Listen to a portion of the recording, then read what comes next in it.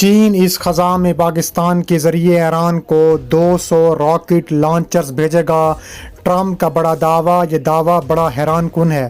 چین بڑی تعداد میں مین پیڈز یعنی مین پورٹیبل سسٹمز کی فراہمی کی تیاری کر رہا ہے۔ رپورٹس میں دعویٰ کیا گیا ہے کہ بیجی تہان اسلام آباد کے ذریعے مین پیڈز فراہم کرنے والا تھا، تاہم جیسے ہی تنازع بڑھا، چین اور پاکستان نے اس بڑی چین ایران اسلحہ ڈیل کی تردید کر دی۔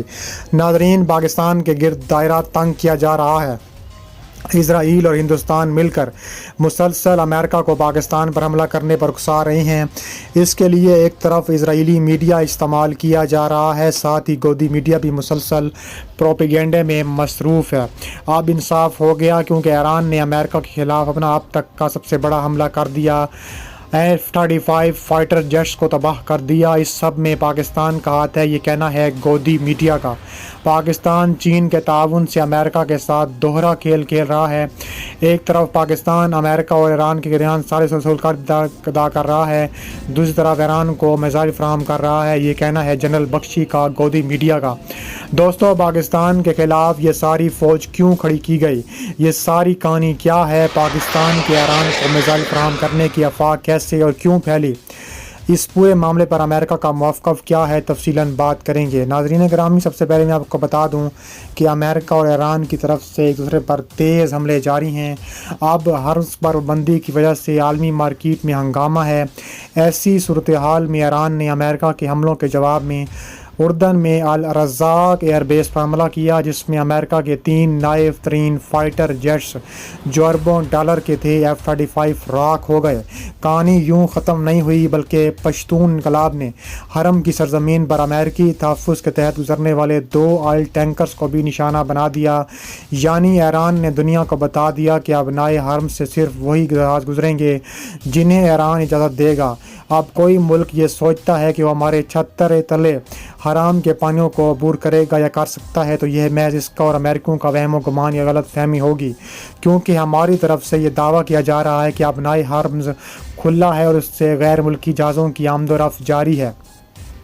لیکن یہ صریحاً جھوٹ ہے، کیونکہ سمندری معاملات کی نگرانی کرنے والی مختلف ویب سائٹس کے ڈیٹا سے پتہ چلتا ہے کہ اس وقت جہازوں کی آمد و رفت اپنی کم ترین سطح پر پہنچ چکی ہے۔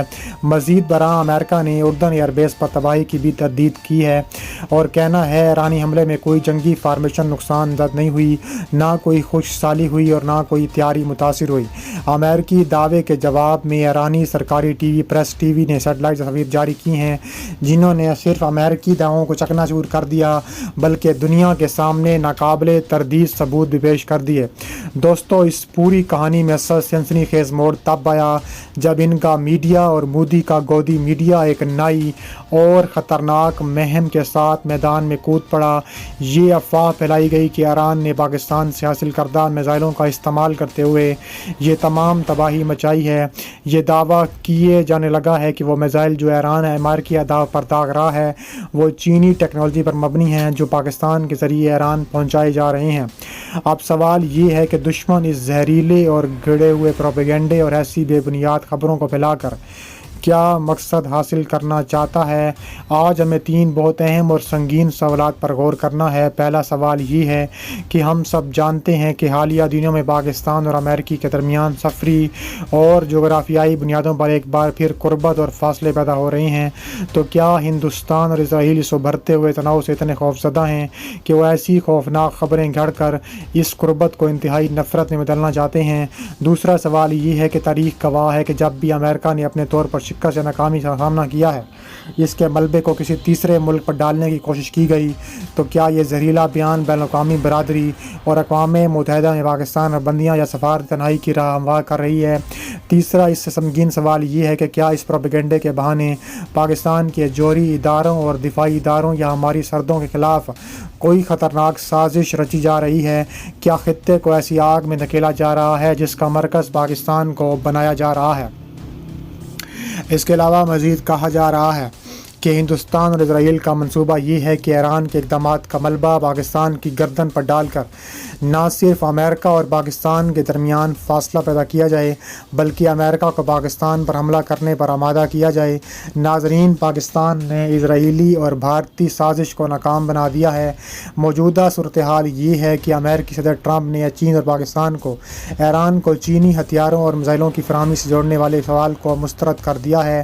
ٹرمپ نے کہا ہے کہ شی جن پنگ نے انہیں یقین دہانی کرائی ہے کہ وہ ایران کو ہتھیار فراہم نہیں کریں گے۔ دوسری طرف چین نے بھی بھارتی میڈیا کے ان الزامات کو بے بنیاد قرار دیا ہے، جبکہ پاکستان نے بھی میزائل اور ہتھیاروں کی فراہمی کے معاملے میں موقف بدل دیا ہے۔ یہ سارا پروپیگنڈا تب شروع ہوا جب غیر ملکی نیوز ایجنسی رائٹرز کی طرف سے یہ دعویٰ آیا کہ چین ایران کو QW-12 اور F-9 میزائل فراہم کر رہا ہے۔ یہ وہ میزائل ہیں جو کندھے سے راکٹ یا بیزوقا داغے جاتے ہیں۔ اس کے علاوہ رپورٹ میں دعویٰ کیا گیا ہے کہ ایران آنے والے چند ہفتوں میں 200 چینی ساختہ کندھے سے داغے جانے والے فزیکل میزائل لانچر حاصل کرنے والا ہے۔ نامعلوم ذرائع کا حوالہ دیتے ہوئے رائٹرز نے یہاں تک دعویٰ کیا کہ ابتدائی کھیپ چین کے مغربی شہر روم سے فجی راستے کے ذریعے بھیجی جانی تھی اور پاکستان کے راستے ایران بھی پہنچنی تھی۔ اس کے علاوہ اس مسئلے پر اتنا زہریلا پروپیگنڈا کیا گیا کہ پاکستان اور ترکی کو ایران کو اسلحہ فراہم کرنے سے جوڑ کر بھارتی میڈیا اور اسرائیلی میڈیا افواہیں پھیلا رہا ہے۔ پاک فوج کے ترجمان لیفٹیننٹ جنرل احمد شریف چودھری کو خود میدان میں آنا پڑ گیا۔